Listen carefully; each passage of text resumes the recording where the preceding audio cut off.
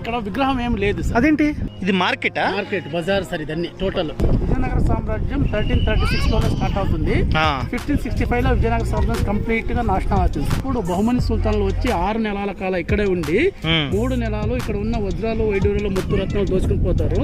ఇంకా 3 నెలలు ఇక్కడ ఉన్న దేవాలయము విగ్రహము మార్కెట్ కంప్లీట్ గా డెస్ట్రాక్ట్ చేసినారు. 50 రూపీస్ నోట్ మీద ఉంది కదా రాతి రథం, అదే అనమాట అది. బట్ ఈ రథం వచ్చి ఎప్పుడు లాగేది కాదు సార్, జస్ట్ షో పీస్. ఇది షో పీస్ నడవదు సార్.